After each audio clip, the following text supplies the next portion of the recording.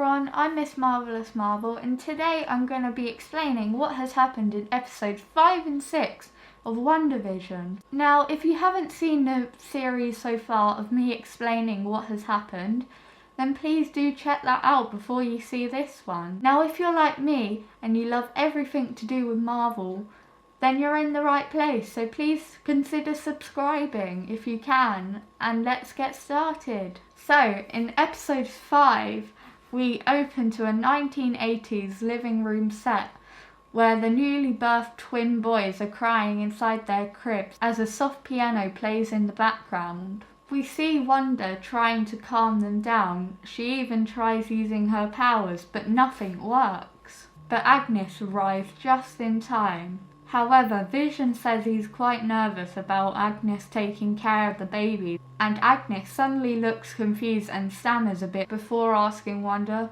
"Do you want me to take that again?" After she said this, everyone seems really confused. But then they start laughing as if nothing happened. Wanda tells Vision not to worry about what just happened, while Agnes sprays lavender perfume all over the boys. Suddenly, the crying disappears.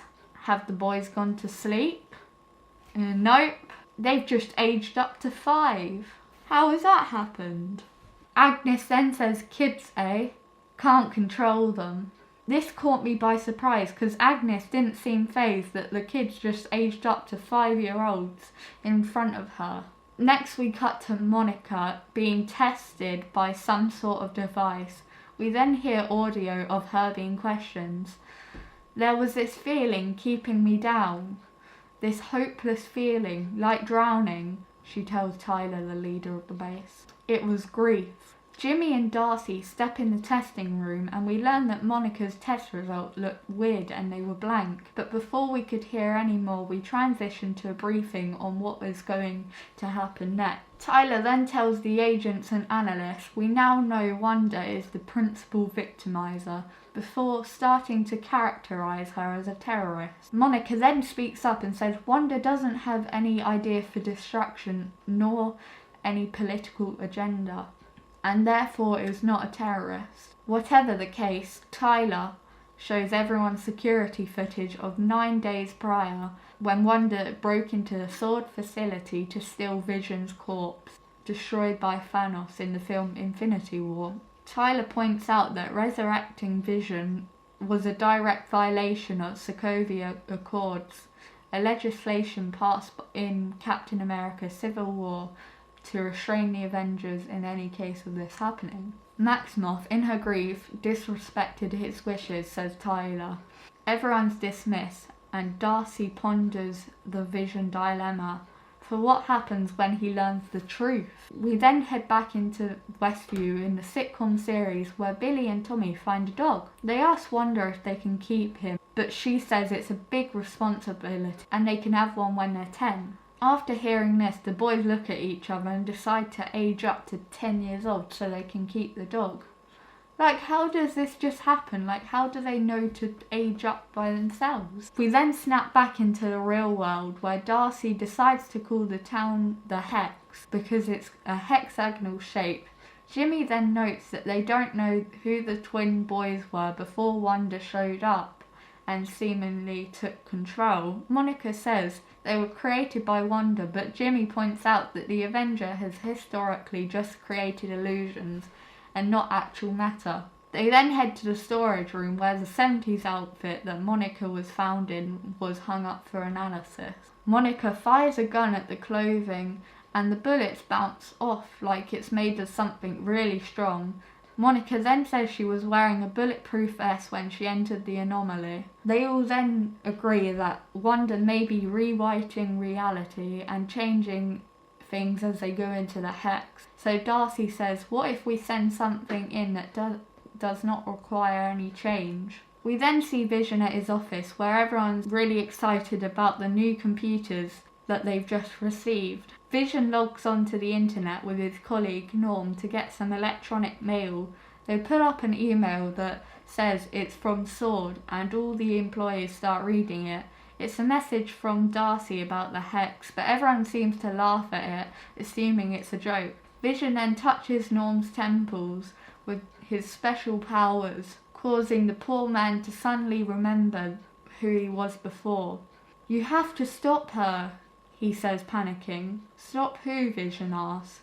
"She's in my head," Norm replies, adding, "Just make her stop," before Vision touches his head again and Norm returns to his normal sitcom cheery self. Then a drone flies in over Wanda's house and we see a couple seconds of footage before the drone is taken down and a figure emerges outside of the hex. "This will be your only warning," Wanda says. "Stay out of my home." Back inside, the boys can't find their dog, and Agnes finds the dog, but it's wrapped in a blanket that covers it completely.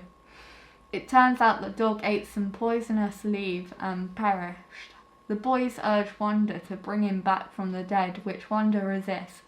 "We can't reverse death, no matter how sad it makes us," she said. Now this is confusing because Vision is dead, but she's brought him back, but she won't bring the boys' dogs back. Vision then returns home and he says, "You can't control me like you do to them, Wanda." And then they both get into an argument. But before the argument can escalate even more, the doorbell rings. Vision states, "I bet you did that on purpose," and Wanda says, "No, I didn't do that." When she goes to open the door, there's a big surprise. Her brother Pietro is waiting outside. Then the credits cue and now we go on to episode 6. It's Halloween in this episode, so Billy and Tommy are in costume. Vision is also dressed up and he's a Mexican wrestler. And Wanda is also dressed up as a Sokovian fortune teller. Vision then states he's got plans with the neighbourhood watch that night, so he couldn't look after the boys, so Pietro volunteers to take the boys instead. We then see Billy explaining to the camera that his mum and dad aren't fighting, they're just acting different. This, of course, is because Vision is aware that something very weird is going on.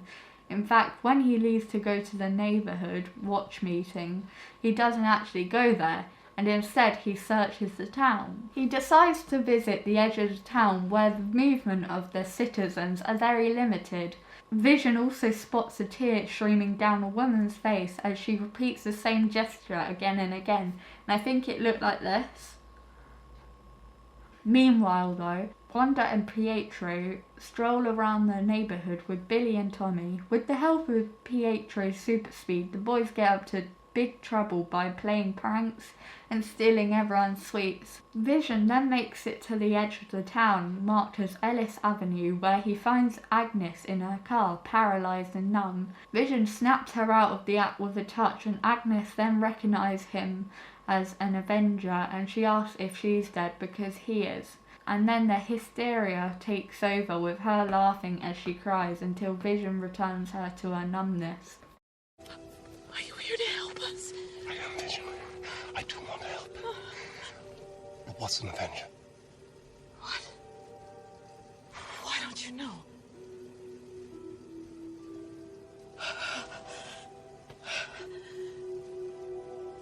Am I dead? No. Why would you think that? Because you are. Outside of Westview, Tyler kicks Monica, Agent Wu and Darcy off the base, but then the trio takes out the soldiers assigned to escort them away from the base and try to get more intel, not on just what's going on with Wanda, but also what is Hayward doing. Darcy is able to figure out that he's tracking the movements of Vision with the barrier and wants to do more digging. Monica, though, is eager to get back inside Westview. "I know what Wanda's feeling and I won't stop until I help her," she says, even after Darcy warns her that the barrier is changing her. Vision then reaches the barrier and manages to get his way through and begins to disintegrate piece by piece as he begs the agents to help the people inside the town. All of a sudden, one of the twins, Billy, gains powers much like his mother's, and he's able to sense his father is in trouble. The bad news that Wanda realises this and expands the border so large that it sucks up all the sword agents and poor Darcy, who's literally handcuffed to a jeep. Tyler, Harwood and a few of his other people managed to escape in the SUV. However, we don't see whether Monica and Jimmy also avoided the barrier or just got caught in it. Wanda's eyes then return from a flashing red to normal and the credits roll by. And that's it for episode 5 and 6. If you did enjoy, then please like, share and subscribe, and let me know down in the comments what you think of the series so far. And yeah, that's all I have to say. Goodbye.